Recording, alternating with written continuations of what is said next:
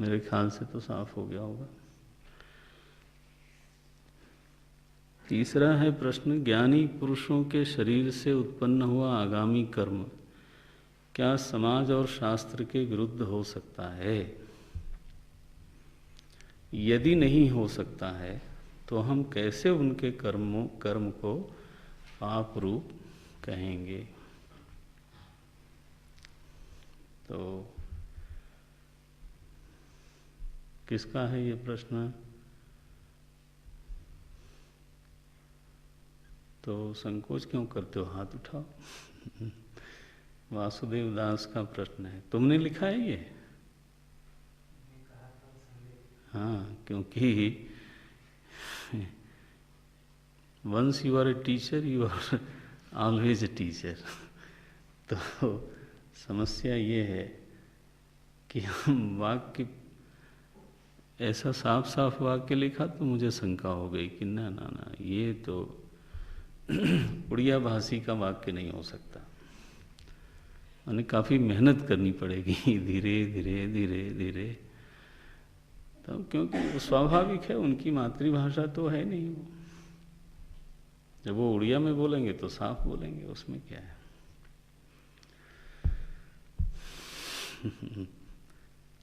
भय प्रगट कृपाला, पता चल गया। तो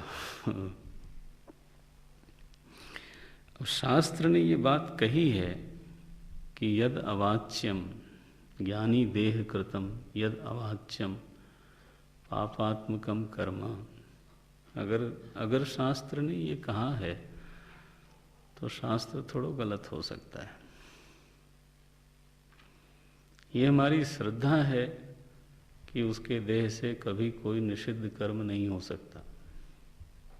ये हमारी श्रद्धा है, अच्छी बात।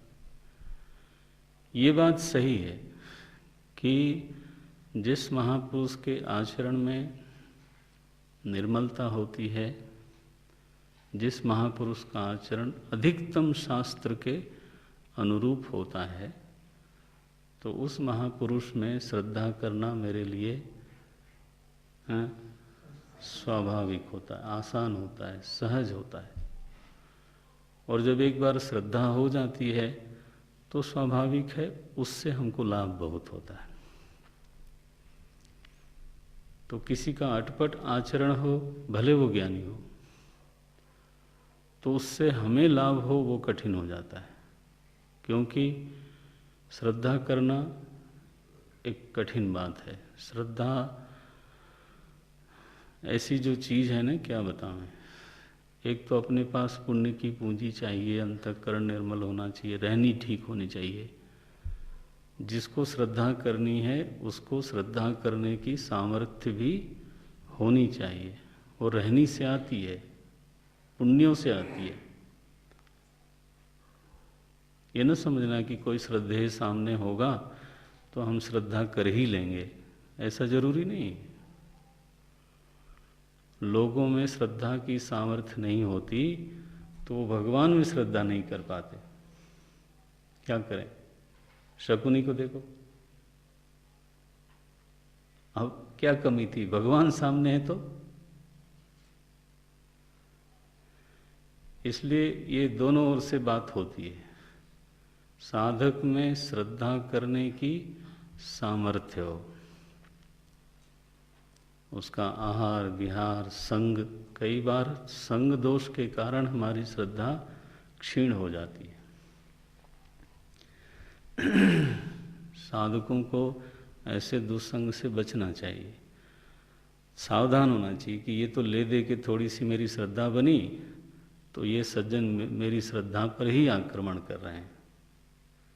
कई बार हमसे किसी संत के बारे में लोग बोलें तो उस संत का तो कुछ बिगड़ेगा नहीं, क्योंकि वो तो दूर बैठा है। हाँ, और बोलने वाले ने किसको आहत किया?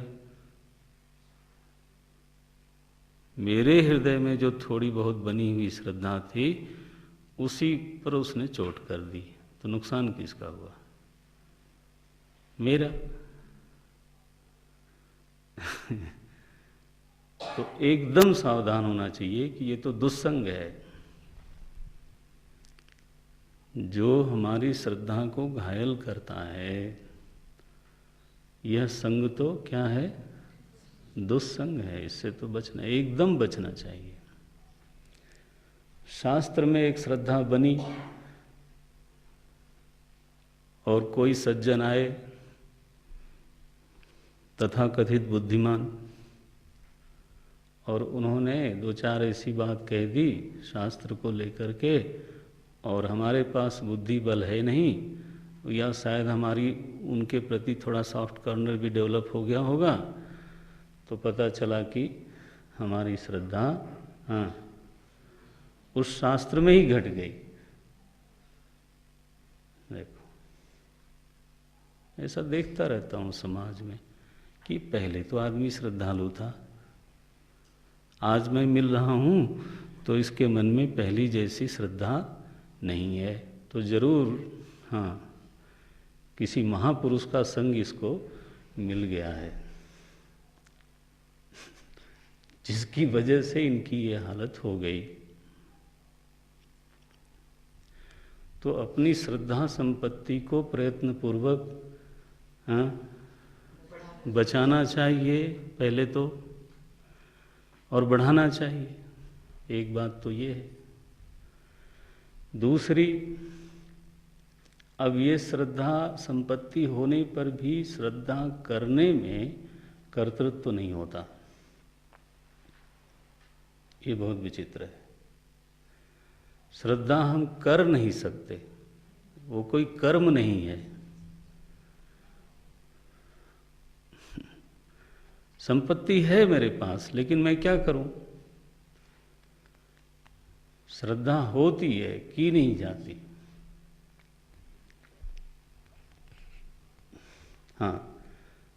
वो संपत्ति ही नहीं हो तब तो भगवान में भी श्रद्धा नहीं होगी, तब तो छोड़ दो। तो वहाँ तक तो मेरी जिम्मेदारी है कि मैं श्रद्धा करने की सामर्थ्य का विकास करूं, संग के प्रति सावधान रहूं, रहने के प्रति सावधान रहूं। ये वहाँ तक तो मेरी जिम्मेदारी है। लेकिन ये पूरा होने के बाद भी मैं श्रद्धा कर पाऊंगा ये पक्का नहीं है, क्योंकि सामने वाले का जो आचरण है वो भी हमारी श्रद्धा का हेतु बनता है। उसका ज्ञान, उसका स्वभाव, उनकी रहनी, ये दोनों सब मिलता है तब जाके बनता है। इसलिए मैं कई बार प्रवचन में बोलता हूँ कि ऐसा संयोग मिलना दुर्लभ है कि मेरे जीवन में कोई संत आ जाए जिससे कि मेरी श्रद्धा बन जाए, कि जिसके प्रति मेरे मन में एक प्रतिबद्धता बन जाए कि I am able to commit myself towards him. मैंने बीच में किसी दिन बोला था कि sometime we fail to commit ourself towards anyone, और हमारा जीवन बीत जाता है। एंड व्हेन आई इंट्रोस्पेक्ट तो पता चलता है कि I am not committed to anyone. I am a non committal person. अप्रतिबद्ध जीवन है, किसी से हमने अभी तक अपने को प्रतिबद्ध किया ही नहीं। तो हम कमिटेड नहीं हैं तो फिर ध्यान देना कि दूसरा व्यक्ति भी फिर है, वो क्यों कमिटेड होगा, वो क्यों जिम्मेदारी लेगा। एक डॉक्टर को मेरा अनुभव है, जब मैं कहता हूं कि you have to look after this body, तो वो फोन करते हैं मेरे को कि अब कैसा है, अब ये करिए। अब कल मेरे पास 15 मिनट फ़ोन किया उन्होंने, बोलो, क्योंकि नाउ ही नोज कि ये हमारी जिम्मेदारी हो गई। But if I remain uncommitted to anyone, everyone, तो फिर who is going to look after. तो ये संबंध भी थोड़ा प्रतिबद्धता का संबंध होता है ना। सो महापुरुष कोई हमारे जीवन में मिल जाए, हमारे भीतर श्रद्धा की संपत्ति हो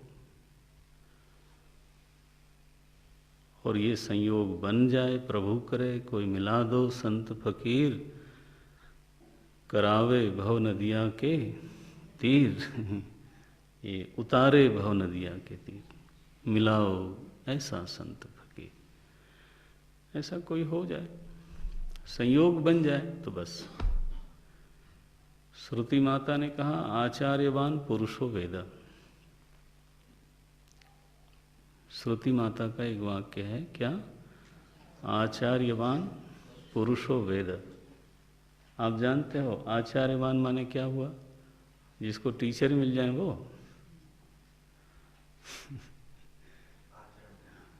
आचार्यवान जो आचार्य आपको अपना लगता है। धनवान किसको बोलते हैं? जो जिसके पास धन है। और धन कैसा है? दूसरे का उधार लिया हुआ या मेरा?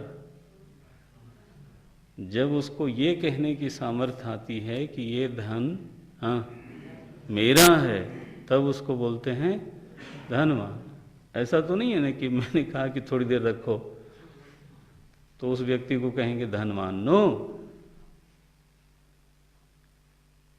if I am able to say that this is my money, उसको बोलते हैं धनवान। तो आचार्यवान किसको बोलेंगे? जहां हमको साफ लगता है कि ये मेरे आचार्य हैं,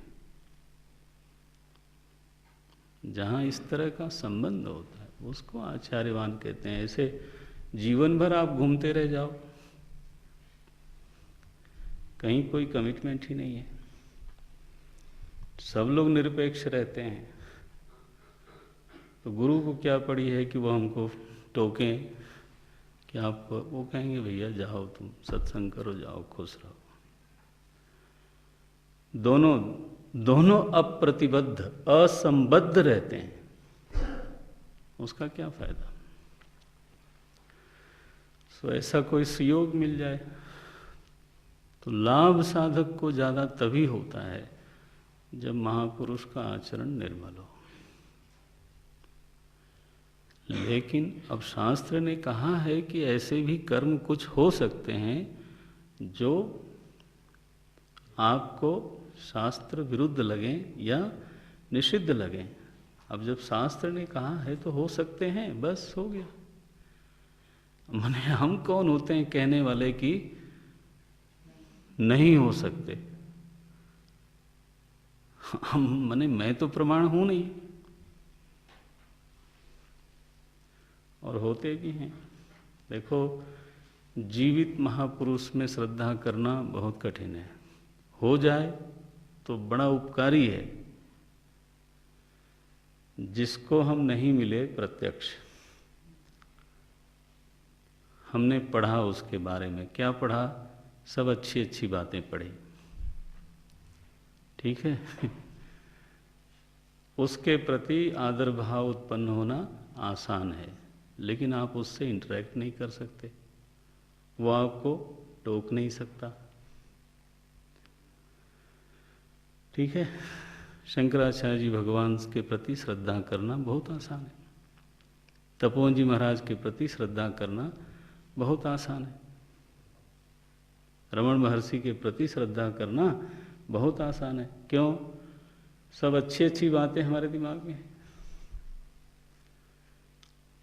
जीवित जो गुरु होते हैं तो अब हो सकता उनका कपड़ा पहनना ही आपको न जमे। माने ऐसी चीज होती है, हमारी बुद्धि विचित्र है, सबको अपने फ्रेम में लाना चाहती है। एक हमने फ्रेम बना ली है, अब हर फोटो उसी में आवे, अब चाहे उस फोटो को काटना पड़े। ये होता है। तो अब उनका कपड़ा अगर बहुत उदास है तो वो किसी को नहीं समझ में आएगा, और किसी को बहुत चमकदार प्रेस किया हुआ दिस दैट हो तो वो कुछ लोगों को वो नहीं समझ में आएगा।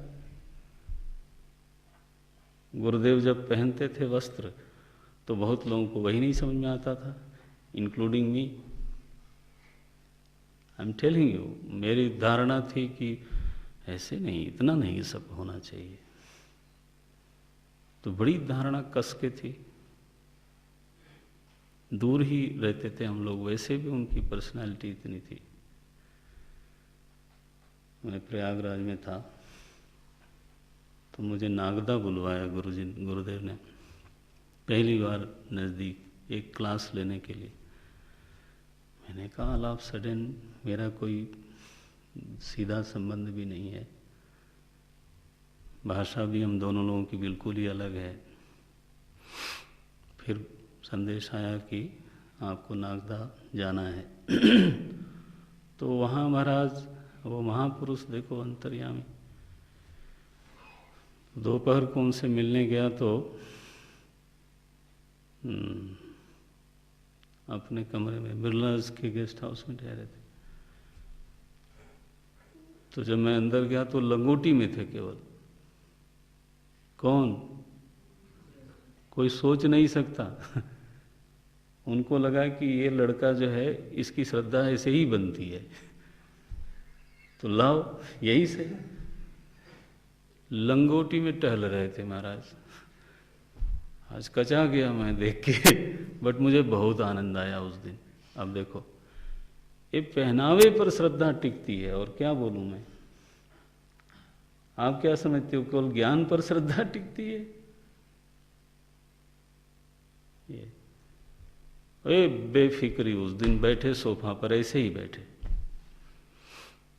हम बैठे रहे चरणों में, कुछ कुछ बात करते रहे। उनको मैंने ऐसा लगता था कि he is not even aware that he is sitting like this. फिर डॉक्टर आया, उसने दरवाजे से बाहर से पूछा, मे आई कम इन सर? बोले यस यू कैन। वो आया, देख के एकदम हड़बड़ा गया कि ये देखो। तो दोनों हो सकता था।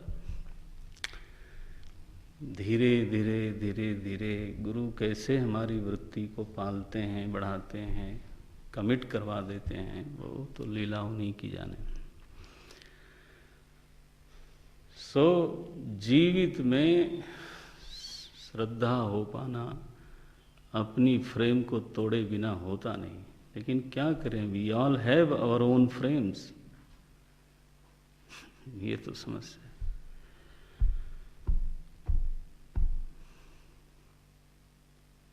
अब परमहंस जी ने हुक्का पी लिया, हो गई श्रद्धा खिड़की के बाहर चली गई।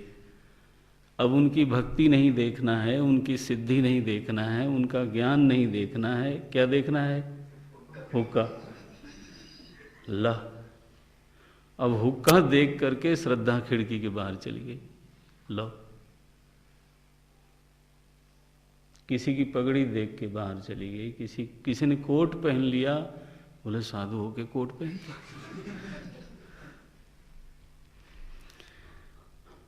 कानपुर में गुरुदेव ठहरे थे, वो क्या है, कमला है, कमला स्ट्रीट, हाँ कमला स्ट्रीट। अब बहुत बड़े उद्योगपति का है वो, तो वो लोग पहले गुरुदेव के बहुत निकट थे। अब वो सनातनी लोग बिल्कुल पारंपरिक, अपने ड्राइंग रूम में सब नई चीज़ लगाएंगे, लेकिन साधु से चाहेंगे कि वो 17वीं शताब्दी की तरह ही रहे। हाँ, ये सिंघानिया जयपुरिया की बात कर रहा हूँ। तो आई थिंक पद्मपति सिंघानिया वगैरह थे उस समय वहाँ।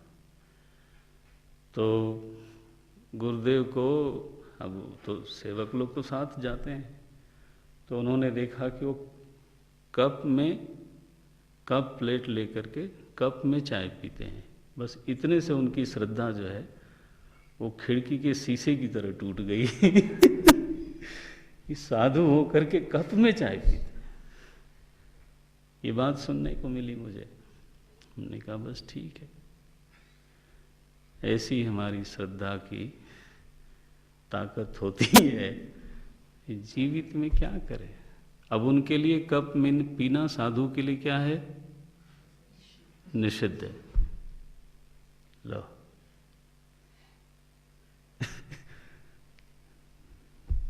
सब चीजें, सबकी अपनी अपनी स्थिति है। लेकिन शास्त्र जब कहता है तो कहता है, वही प्रमाण है, मान के चलना चाहिए। इसमें हमारे लिए क्या मैसेज है? हमारे लिए क्या मैसेज है? हमारे लिए है कि प्रभु मेरी रुचि, मेरे स्वभाव, मेरे अधिकार के अनुसार किसी को मिला दें। आप ये ना भ्रम में रहना कि आप किसी पर भी श्रद्धा कर सकते हो।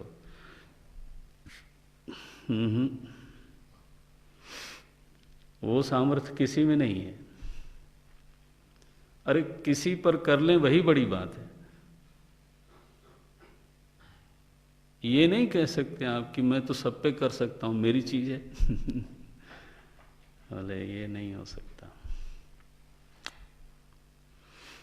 स्वामी निश्चलानंद जी महाराज गोवर्धन पीठ के शंकराचार्य हैं, पुरी के शंकराचार्य। हम जानते हैं उनको, वो हमें भी जानते हैं।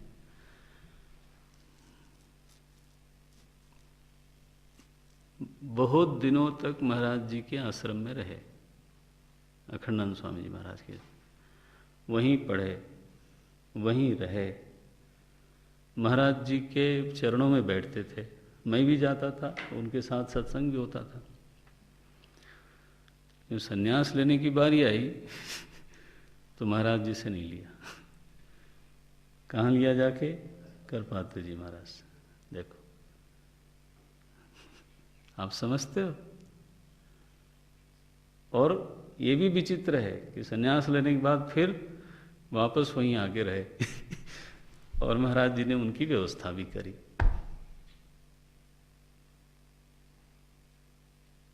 कि वो कट्टर वृत्ति के थे, महाराज जी उदार वृत्ति के थे। तो वृत्ति भेद होने से उनका वहां संयोग नहीं बनता था।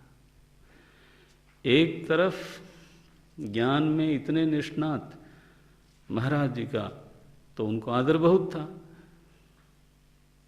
दूसरी तरफ वो कट्टरता की वृत्ति मिलती नहीं थी।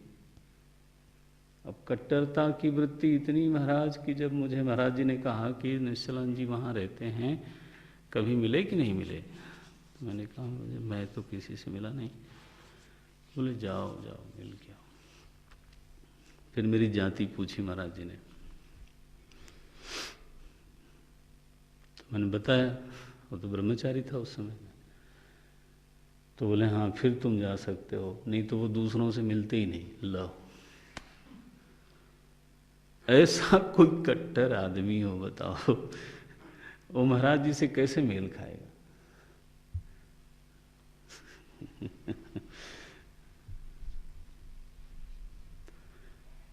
तो संयोग बन जाए तो बन जाए। क्यों भाई वासुदेव दास, शास्त्र को ऊपर रखा करो, बुद्धि को नहीं। सबको बोलना हो, हमारी बुद्धि क्या है? अगर हमारी बुद्धि प्रमाण है तो दूसरे वाली की बुद्धि क्यों नहीं है प्रमाण? फिर तीसरे की क्यों नहीं है? फिर जितनी बुद्धियां हैं, हाँ, सब प्रामाणिक है। फिर तो कोई व्यवस्था ही नहीं रहेगी। शास्त्र प्रमाण है। आज इतना ही।